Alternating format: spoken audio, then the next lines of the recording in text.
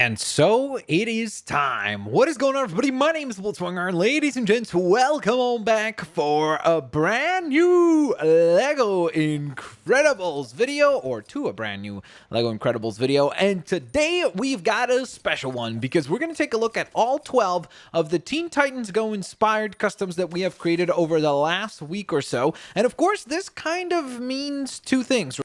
Of all, I would love to hear which of these is your personal favorite, so let me know down in the comment section below. In fact, let's make it a bit more exciting. Go on ahead and name your top 3 favorite characters that we have designed here today, so I'm looking forward to hearing which ones you guys end up selecting. And then on top of that, of course, it is also time to decide what are going to be the next week of customs for LEGO Incredibles. So if there's a specific character that you yourself would like to see designed, or more specifically 12 characters from a specific thing, whether it be, let's say, I don't know, Power Rangers or some anime or some cartoon show or whatever it is that you guys think would be really cool to go on ahead and design 12 customs from, let me know down in the comment section below. That's how we chose the Teen Titans as our next, or this particular week of customs. So let me know which one you would like to see. So let's kick things off, shall we? First and foremost, we're going to kick things off with the leader of the Titans, and that is Robin, who was kind of divisive because most of you guys really liked the design but said that I should have chosen a different hairstyle. I still will stand by this hairstyle because I think it fits the Teen Titans Go version of Robin. Of course, if we were going for a different variation, then I think we would have obviously chosen a different hairstyle, but I really do think that this one works quite well for the character that we were trying to go on ahead and put together. But overall, he turned out really cool, and I love the cape. I love the animation on the cape as you punch around and go and try to take down any and all foes, which we'll get to some foes in just a moment. Let's continue with the Teen Titans group. We have Raven next up, who unfortunately, outside of being able to give her a proper hood, turned out really well, actually. Like, if we could have just given her a hood, I really think we would have had a pretty good take on the character. So outside of that, I think we did quite well with this character, and she turned out pretty cool. She does have some abilities active, like she can go on ahead and generate a bubble shield and use the purple powers. So I think that that's definitely very fitting for the character. So from there, let's transition to Starfire, who looks great. I really like the hairstyle. We used the what was it? The Merida hair, right, for her. So that was very cool because I was kind of surprised that it was going to work, but it did. And more importantly, it actually looks really nice for the character. So I'm quite happy with the way that this character turned out as well. She also, I think, has a laser beam available to her, which I guess is not super accurate, but hey, at least we tried to contain some superpowers and abilities for the characters as they fit appropriately. So from there, let's transition to Cyborg, who I'm going to say personally is, it's either my first or second most favorite design, just because I was surprised by how cool it turned out. I thought it was going to be an awful take on the character because I just thought it would be very difficult to try to do anything even remotely close to Cyborg, but I'm actually really proud of the fact that we managed to come up together with a pretty decent look for the character, so I'm quite happy with him. So from there, let's go on ahead and transition to Beast Boy, who rounds out the list. Don't pay attention to the beard. I know what you're going to say. Well, he's got a beard. That's not Beast Boy-esque. Well, the issue is that, of course, there's a lot of limitations on the customizer, and that's why I'm so excited for the customizer in LEGO DC Supervillains, because I'm sure that that one is going to be just absolutely stellar, and it's going to offer so much for us to go on ahead and explore and enjoy in that customizer. So because of that, I'm looking forward to that customizer. But for now, for the latest customizer in LEGO Incredibles, there are a lot of limits and we had to work around them.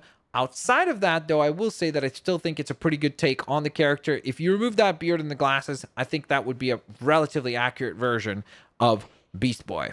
So from there, let's go on ahead and transition to our first villain, and that would be Deathstroke, who turned out pretty cool. I was actually very pleasantly surprised by how many of you guys liked the design, because I was worried that a lot of people were going to say it turned out awful, but a lot of you guys like the idea of using the mask, the Screenslaver mask, for Deathstroke to try to at least emulate kind of the hooded or masked look that he is so very well known for. So I was really happy with your response to that design.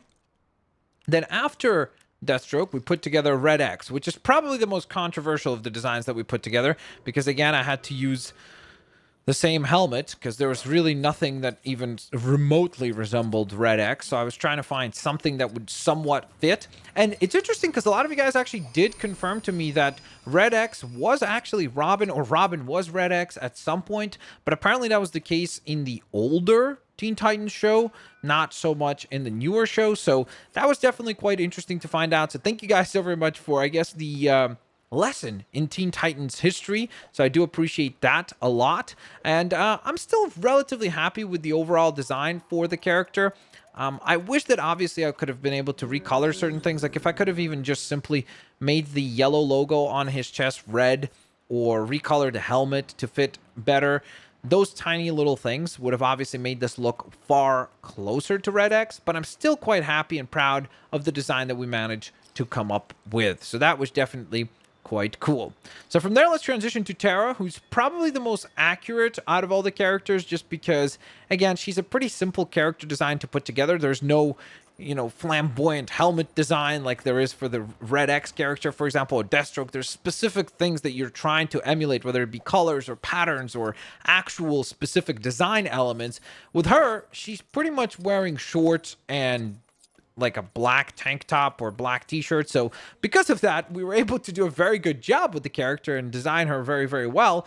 But I do sort of, I'm not going to lie, I do wish that maybe we could have given her more accurate powers. Like if we could have gone ahead and made her able to, let's say, create giant boulders or something like that, that would have been really cool. We did give her all the abilities that allow her to like burrow underground. So still try to choose superpowers that fit the character. I didn't just randomly go like, oh, okay, well, she should have like the hacker abilities or something like that, where it would be sort of, it wouldn't really make much sense as to why we would go with those powers. So I still try to replicate the powers accurately as well. But overall, she's probably the most accurate of the designs that we have. But at the same time, not the most exciting, because the design for the costume is quite simple.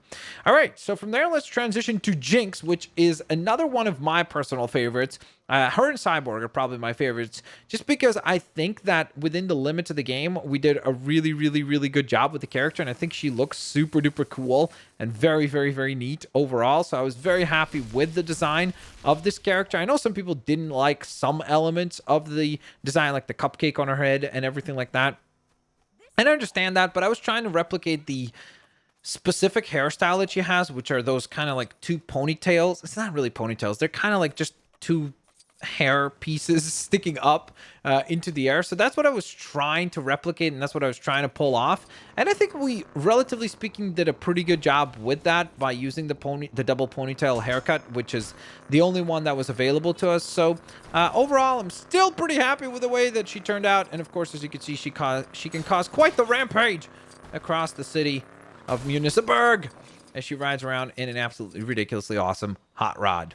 All right, so we have a couple more characters to look at. So let's maintain the momentum. Oh, this is another one of the ones that I personally really like, and that is Gizmo. So we were trying to put together most of the members of the High Five group, and I guess we got, what, 2/3 done? 3/4, or sorry, 3/5 done with the overall squad. So I'm pretty happy about that.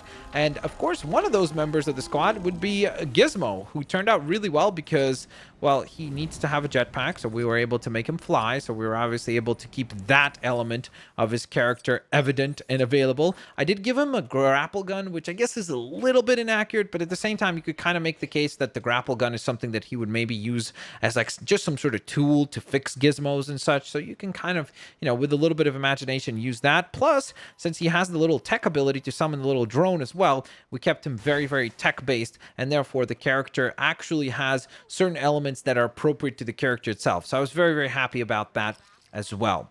So from there, let's transition to our second to last character design, which would be Controlfreak, which, again, a character that I thought was going to be very easy to put together, because similarly to Terra, I thought like, okay, well, it's just pretty much a long trench coat and a beige t-shirt, and how difficult could that really be? But the problem is there was nothing that really fit his torso, so therefore that made things very difficult as far as trying to actually make an accurate rendition of the character. Plus, since I wasn't able, or am not able, in LEGO Incredibles to make big figs or rescale the size of the characters, that obviously made the character a little bit inaccurate in scale as well. Just like with Gizmo, like it would have been nice if we could have made him shorter. With Controlfreak, obviously we needed to make him wider, let's put it that way, which would have made the character more accurate to the design that we see in the show. But unfortunately, we were not able to do that. Now, drum roll please for the final character. Please don't laugh. It's Trigon. It pains me to even look at this design. So let me explain the logic behind this. There are no red faces in the game, like none. There's no headpieces that are red. There's one that like has half the face painted red, but that was not going to work for Trigon. So in order to try to replicate the design that we have on Trigon, I went ahead and used the helmet, the robot helmet, and painted it red because it kind of has the horns sticking up, so that's kind of Trigon-esque. And then it even has the little dots above the visor, so it kind of works as his extra pairs of eyeballs, so that sort of worked.